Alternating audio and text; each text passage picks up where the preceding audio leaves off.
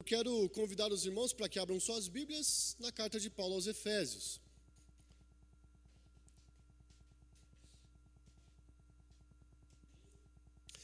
Nós estamos encerrando esta exposição, esta série de sermões. Hoje é o penúltimo sermão. Nós ainda teremos, na semana que vem, se Deus permitir, o último sermão desta série. E o apóstolo Paulo, ele vai encerrar esta carta falando sobre batalha espiritual. Nós estamos aqui diante de uma passagem muito conhecida, que é a passagem a respeito da armadura de Deus. Depois do apóstolo Paulo ter falado sobre a obra da salvação em Cristo Jesus, nos capítulos 1 a 3 de Efésios, depois dele ter falado a respeito da nova vida em Cristo, como que um crente vive, como que uma pessoa vive depois de ter sido alcançada pela graça e pela salvação de Jesus, ele também fala, a partir do verso 22 do capítulo 5, como nós vimos nas últimas exposições, como que são os relacionamentos transformados pelo Evangelho, no casamento, em casa, no trabalho. Enfim, ele vai concluir agora, dizendo que a vida cristã ocorre em meio a uma guerra espiritual. Basicamente, o que nós aprenderemos nessa noite é que viver a nova humanidade em Cristo implica enfrentar oposição espiritual. Eu convido os irmãos para acompanhar a leitura dos versos 10 a 13 do capítulo 6 de Efésios. Os que preferirem poderão acompanhar na projeção também. Efésios capítulo 6, versos 10 a 13, diz-nos assim a palavra do Senhor. Quanto ao mais, sejam fortalecidos no Senhor e na força do seu poder. Vistam-se com toda a armadura de Deus, para poderem ficar firmes contra as ciladas do diabo. Porque a nossa luta não é contra o sangue e a carne, mas contra os principados e as potestades, contra os dominadores deste mundo tenebroso, contra as forças espirituais do mal nas regiões celestiais. Por isso, peguem toda a armadura de Deus, para que vocês possam resistir no dia mau. E depois de terem vencido tudo, permanecer inabaláveis. Que o Senhor nos abençoe na exposição de sua palavra. Irmãos, um dos maiores perigos para nós cristãos é vivermos como turistas em um campo de guerra, que é a vida cristã. É dormir espiritualmente, brincar com o pecado, ignorar o diabo, subestimar as tentações e até mesmo tratar a fé como um acessório do domingo. É muito perigoso isso, meus irmãos. Paulo, portanto, ele encerra essa carta de Efésios dizendo o seguinte: acordem, vocês estão em batalha. Vocês estão num campo de guerra. E talvez o maior problema seja que muitos cristãos só percebem esse campo de guerra, essa batalha espiritual, quando o casamento já está destruído, os filhos já se desviaram, a mente já foi dominada por muitos vícios, a fé já se esfriou, o coração já se endureceu, a oração já foi abandonada, a Bíblia já está fechada. Infelizmente, muitos entendem que estão em um campo de batalha espiritual quando são feridos. Então Paulo pega toda a grandiosa teologia de Efésios e diz: entendam isso, vocês precisam permanecer firmes. E esse texto, meus irmãos, nos mostra três grandes verdades sobre a batalha espiritual do cristão. E a primeira dessas grandes verdades é esta: a força do cristão vem de Deus. Primeira coisa que eu gostaria que os irmãos saíssem daqui sabendo é isso: a força do crente, a força daquele que confessa Jesus Cristo como seu único e suficiente Salvador, vem de Deus. Vejam mais uma vez o que está escrito no verso 10. Quanto ao mais, sejam fortalecidos no Senhor e na força do seu poder. Vejam que ordem curiosa do apóstolo Paulo. Ele dá uma ordem que a gente não consegue cumprir por nós mesmos. Sejam fortalecidos. Por que a gente não consegue cumprir por nós mesmos? Porque a força não vem de nós. A gente vê isso claramente nesse versículo. O que ele está dizendo é: recebam força. Sejam fortalecidos por outro. Isso muda tudo. Porque a ideia aqui não é seja forte. A ideia é Deus fortalece os fracos. O que aconteceu com Pedro? Negou Jesus 3 vezes. O que dizer de Davi, que adulterou e foi um assassino? O que falar de Sansão, o pior de todos os juízes? Elias desabou emocionalmente, os discípulos fugiram, e poderíamos citar outros personagens bíblicos que cederam, caíram, falharam, erraram. E poderíamos aqui também citar as nossas próprias falhas. Nós caímos. E caímos quando tentamos lutar com a força do nosso braço. A maior mentira espiritual que alguém pode dizer é: eu consigo sozinho. Paulo não diz o seguinte: fortaleçam-se em si mesmos. Ele não diz: confiem na sua própria disciplina, descubram o guerreiro interior. Coitados de nós. Ele aponta, na verdade, para a absoluta dependência de Cristo. Muitos querem aconselhamento sem oração, santidade sem Bíblia, vitória sem comunhão com Cristo. Isso não é possível, porque não existe força espiritual longe do Senhor. Vejam que o próprio Jesus disse: eu sou a videira, vocês são os ramos. Quem permanece em mim e eu nele, esse dá muito fruto. Porque sem mim, vocês não podem fazer nada. Meus irmãos, de fato, para termos força, precisamos de Jesus. Paulo não manda buscar força na personalidade, no carisma, na experiência, na emoção, na inteligência. Ele diz: busquem força no Senhor e na força do seu poder. A nossa força não vem do eu. A nossa força vem do céu.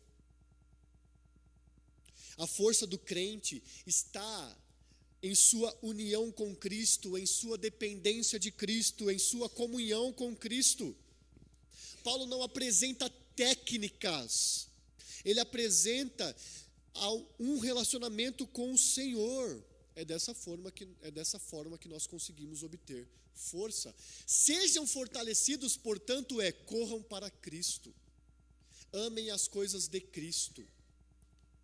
E assim vocês serão fortalecidos. E este Cristo, que foi poderosamente ressurreto dos mortos, nós olhamos para Ele e obtemos a mesma força que o ressuscitou para a nossa vida. O apóstolo Paulo já tinha ensinado isso aos Efésios, quando ele disse: peço que Ele ilumine os olhos do coração de vocês, para que saibam qual é a esperança da vocação de vocês, qual é a riqueza da glória da sua herança nos santos, e qual é a suprema grandeza do seu poder sobre nós, os que cremos, segundo a eficácia da força do seu poder. Ele exerceu esse poder em Cristo, ressuscitando-o dentre os mortos e fazendo-o sentar à sua direita nas regiões celestiais, acima de todo principado, potestade, poder, domínio e de todo nome que se possa mencionar, não só no presente século, mas também no vindouro. O mesmo poder que venceu a morte, que venceu Satanás, que vence os poderes espirituais, é o mesmo poder que está disponível para mim e para você, para que nós permaneçamos firmes. Mas a primeira questão que a gente precisa resolver aqui é entender que essa força, esse poder não está em nós, não vem de nós, é algo alheio a nós, é de Deus, é de Cristo, é do Espírito Santo.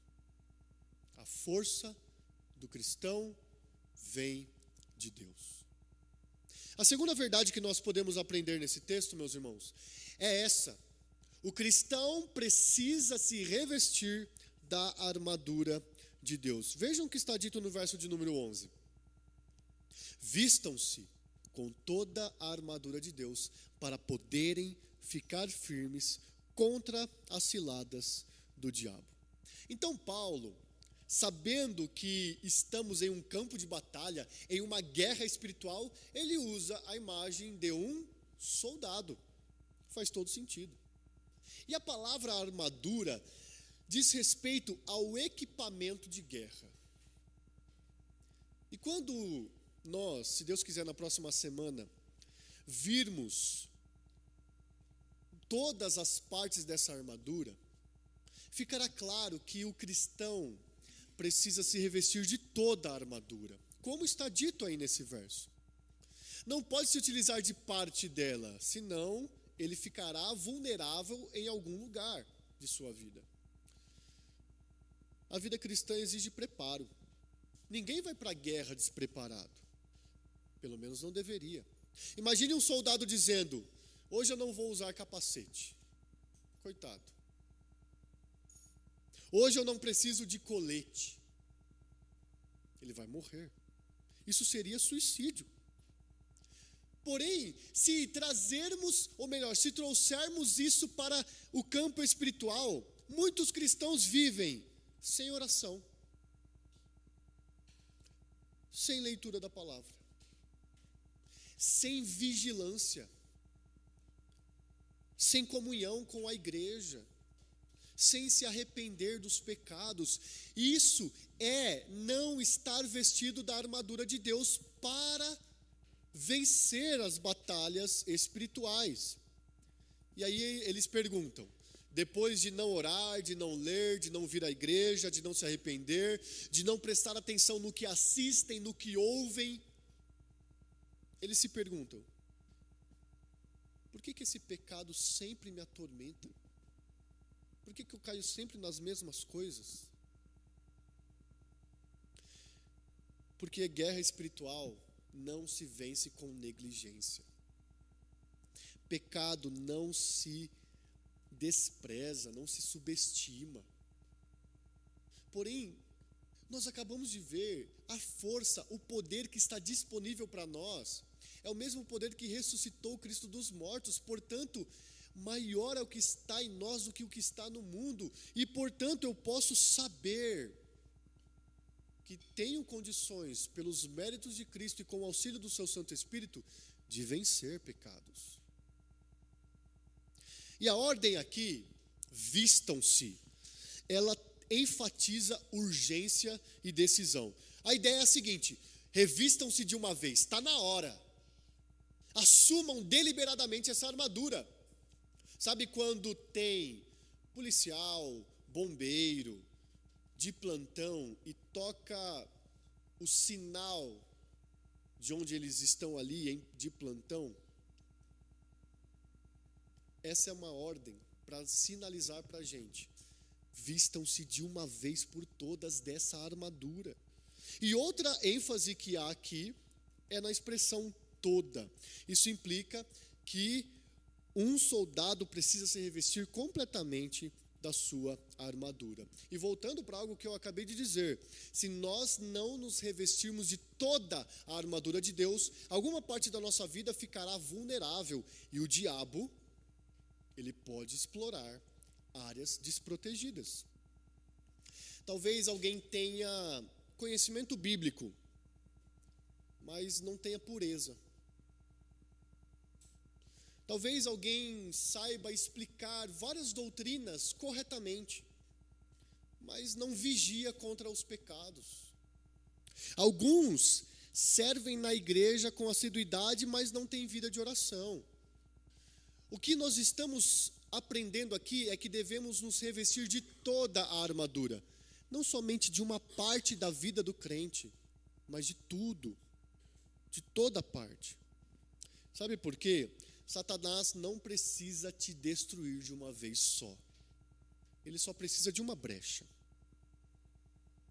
É só uma brecha que ele precisa. Certa vez eu ouvi uma história, uma ilustração, que dizia que um homem, um rapaz, não queria vender sua casa porque ele a tinha recebido como herança, e embora tivesse várias propostas, ele batia o pé e não queria vender de jeito nenhum. Mas depois da tanta insistência de um comprador, ele falou: olha, eu não vou vender minha casa para você, mas eu vou alugar um quarto dessa casa para você. Só um quarto, tá? A casa continua sendo minha, mas eu só vou ceder, mediante aluguel, um quarto para você. E aquele comprador aceitou. Aquele comprador não necessariamente foi morar naquele quarto, mas ele pegou a cabeça de um animal morto e colocou naquele quarto. Ele falou: esse quarto é meu. Estou pagando o que nós combinamos. E eu vou usar do jeito que eu quiser. E o odor daquela cabeça de animal morto começou a tomar toda a casa. De modo que o dono daquela casa não mais conseguiu viver ali. E cedeu toda a casa para o seu comprador. Vejam, essa ilustração, embora certamente tenha algumas lacunas, ela serve para nos dizer: precisamos vigiar e nos proteger de todas as formas e em todos os lugares da nossa vida. Não basta cedermos uma parte da nossa vida achando que nessa parte eu não consigo vencer, eu não vou me preocupar com isso agora, achando que isso não vai influenciar todo o restante da minha vida. Isso é engano. Por isso devemos nos revestir de toda a armadura de Deus. Além disso, uma outra ênfase que nós temos nesse versículo é que a armadura é do próprio Deus. E essa passagem sobre ser a armadura de Deus, ela pode ser vista como um eco, uma repetição de uma profecia que se encontra lá em Isaías, quando nós vemos o seguinte: o cinto dele será a justiça e a verdade será a faixa na cintura. Dizendo e se referindo não ao povo, mas ao próprio Redentor do povo. Um outro texto que fala sobre isso é de Isaías 59. Vestiu-se de justiça como de uma couraça, e pôs o capacete da salvação na cabeça, pôs sobre si a veste da vingança e se cobriu de zelo, como de um manto. Em ambos os versículos de Isaías, é Deus vestindo a armadura e lutando pelo povo. Agora, Deus compartilha dessa própria armadura com o seu povo. E essa armadura é necessária para que a gente fique firme contra as ciladas do diabo, como nós vimos no versículo 11. Paulo não diz o seguinte, meus irmãos: haverá ataques aleatórios do diabo. Não, haverá ciladas do diabo. Essa palavra se refere à estratégia, se refere a artimanhas, a esquemas, a emboscadas. O diabo sabe onde somos fracos, onde somos impulsivos, onde somos carentes, onde somos vulneráveis. Então ele adapta tentações. Orgulho para alguns, sensualidade para outros, dinheiro para outros, preguiça, amargura. ele vai tentando cada um de forma estratégica. Estrategicamente ele faz isso. As ciladas do diabo são estratégicas. E deixa eu dizer outra coisa a respeito dessas ciladas. Raramente elas parecem satânicas. Satanás raramente vai aparecer diante de nós de modo satânico, claramente maligno. Esse é o perigo das sutis tentações do diabo. Por vezes, você pode achar que você está diante de uma oportunidade. Vou trabalhar mais, ganhar mais dinheiro, sustentar mais a minha família, mas não vou conseguir mais para a igreja. Cuidado. Às vezes você está achando que é uma liberdade. Agora eu vou sair de casa, vou para a faculdade, e eu não vou ter mais os meus pais ditando regras para mim. Cuidado. Às vezes a tentação pode parecer divertida. Pode parecer uma oportunidade de ficar independente. Alguém pode dizer até o seguinte para você: siga o seu coração. E tudo isso pode ser cilada. Pode ser estratégia de Satanás para tirar você do caminho. Meus irmãos, a Bíblia nos apresenta um diabo, um Satanás que está ao nosso redor para nos tentar, para nos fazer sair dos caminhos do Senhor, e ele faz isso de forma sutil. Vejam esses versículos. Sejam sóbrios e vigilantes. O inimigo de vocês, o diabo, anda em derredor como um leão que ruge, procurando alguém para devorar. Aquela presa que estará machucada, que estará fora do rebanho, aquela presa que está no final da fila, aquela presa que está bebendo água sem atenção, essa é devorada.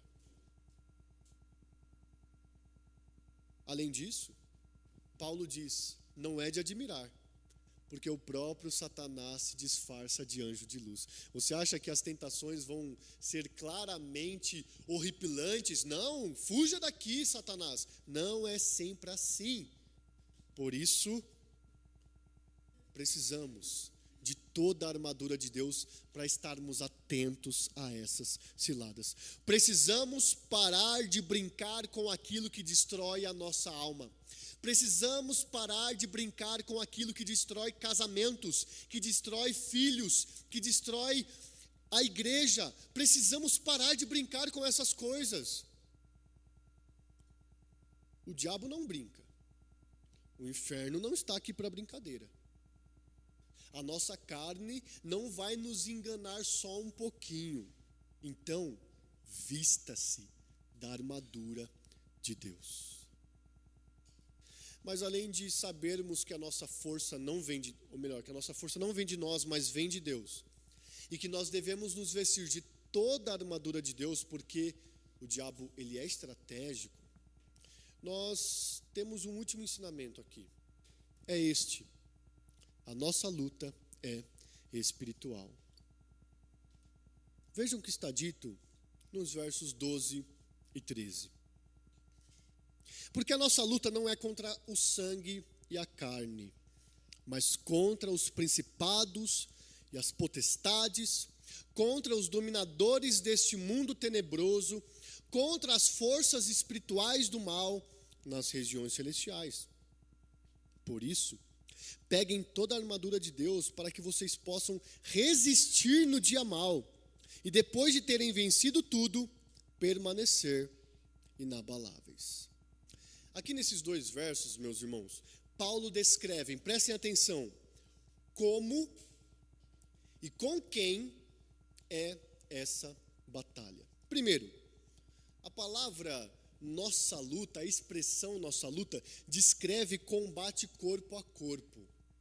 Ou seja, em um certo sentido, a igreja coletivamente avança contra o império das trevas. Mas em outro sentido, cada cristão está em um combate corpo a corpo contra as ciladas de Satanás. Não adianta eu achar que essa luta está longe de mim. É um conflito intenso. Não adianta eu achar que eu estou protegido de ser tentado, de ter cobiça, de falhar. A vida cristã não permite neutralidade, omissão, negligência. Quem pertence a Cristo está em guerra. Então, como é a nossa luta? Por vezes é combate corpo a corpo. O apóstolo Paulo, nessa luta, combate corpo a corpo, certa vez ele escreveu aos Coríntios que ele se esmurrava para não pecar. Às vezes a gente não consegue resistir à primeira e mais pequenina tentação, porque nós não estamos revestidos de toda a armadura de Deus. Mas esse é o como é a nossa batalha espiritual. Mas também nós vemos nesse texto sobre o nosso oponente. O problema último da igreja, o maior inimigo da igreja, não é político, sociológico, cultural ou humano. E olha que certamente um político pode fazer grandes estragos. A sociedade está imersa no maligno. A cultura é anti-Deus. O ser humano é totalmente depravado. Mas a nossa luta é superior a essa. Isso, obviamente, não elimina conflitos humanos reais, mas nos traz a ideia de que existe uma dimensão espiritual por trás da oposição ao reino de Deus. Qualquer um que faça oposição ao reino de Deus não está simplesmente fazendo oposição a pessoas, mas ao próprio Deus. E de qualquer lugar que venha essa oposição, a gente precisa entender, não é somente uma pessoa que está se opondo ao reino de Deus, mas é o império das trevas. Paulo fala sobre principados, potestades, dominadores deste mundo tenebroso, forças espirituais do mal. Meus irmãos, Paulo está descrevendo um reino maligno organizado. O diabo não é apenas um símbolo, não é uma metáfora, não é um folclore. O diabo é real. E certamente um dos maiores triunfos do diabo é convencer pessoas de que ele não existe, de que ele não faz mal, de que ele não está em derredor. O texto diz que a nossa luta precisa ser contra esse reino maligno organizado. Precisamos saber disso para que possamos resistir no dia mau. Irmãos, há dias que são especialmente difíceis, não é verdade? Existem dias de tentação intensa. Há momentos de sofrimento, perseguição, confusão, desânimo. Nós somos instáveis, oscilamos. E tem dias que são especialmente difíceis. Dias que parece que o inferno inteiro se levantou contra nós. Talvez aqui, nessa noite, talvez não, certamente há alguém aqui nessa noite que esteja passando por algum momento difícil, especialmente difícil. Por vezes estamos com a mente cansada, coração abatido, nossa fé está fraca. E isso de fato acontece. Porque Paulo não diz que talvez virá o dia mau. Ele diz, quando o dia mau vier, ele vai vir. Virão dias maus no seu casamento. Virão dias maus na educação dos seus filhos. Virão dias maus no seu trabalho. virão dias maus diante da nossa sociedade. Dias maus virão. E quando eles vierem, nós temos o recado, a exortação e o encorajamento das Escrituras. Resistam. Isso significa se opor, manter posição, não ceder. É o que Tiago também escreve. Sujeitem-se a Deus, mas resistam ao diabo, e ele fugirá de vocês. E meus irmãos, esse texto de Efésios, os versos 12 e 13, nos ensina que, embora haverá dias maus, difíceis, em que estaremos cansados, sobrecarregados, enfraquecidos e desanimados, esse não é o fim. Essa não é a última notícia da palavra de Deus para a nossa vida enquanto crentes em Cristo Jesus, porque na sequência do texto, ele diz: depois de terem vencido tudo, permanecer inabaláveis. Aqui está algo poderoso, meus irmãos. A vitória do cristão é permanecer firme. O alvo do diabo não é apenas fazer você sofrer, ele quer que você desista. Mas o verdadeiro vencedor é aquele que continua crendo, obedecendo, perseverando, porque ele confia em Cristo. Às vezes ele vai sangrar, chorar, se cansar, mas ele permanecerá firme, porque ele sabe que há vitória no nome de Cristo Jesus. Algumas aplicações para nós aqui nesse texto. Primeira delas: pare de viver espiritualmente distraído. Nós estamos em guerra. Vigie sua mente. Vigie seus olhos. Vigie seu coração. Aquilo que nós olhamos e ouvimos, meus irmãos, não é neutro. Não podemos expor os nossos olhos e o nosso coração a qualquer música, a qualquer entretenimento, a qualquer amizade, a qualquer ambiente. Porque nós estamos em guerra. Um oponente não se coloca na frente do seu adversário sem defesa. Às vezes os crentes fazem isso, estão espiritualmente distraídos. Cuidado com isso. Uma segunda aplicação é: não confie em sua própria força. O crente mais maduro de todos não é aquele que olha para si mesmo e fala: olha, eu tenho 50 anos de igreja. Não. O crente mais maduro é aquele que entende que ele depende totalmente da graça de Deus. Não confie em sua própria força. Uma outra aplicação aqui é: leve o pecado a sério. Aquilo que você tolera hoje pode destruir você amanhã. Aquilo que você absorve hoje em pequenas quantidades pode te destruir amanhã. Cuidado com isso. Uma última aplicação é: permaneça firme no Evangelho. O objetivo da batalha espiritual, o objetivo do diabo é fazer você desistir, fazer você abandonar Cristo Jesus. Mas você pode permanecer na palavra, na oração, firme na igreja e na comunhão. Sabe por que você pode? Porque se a nossa batalha não é contra sangue nem carne, mas contra principados e potestades, nós sabemos quem os venceu. E esse é Cristo Jesus.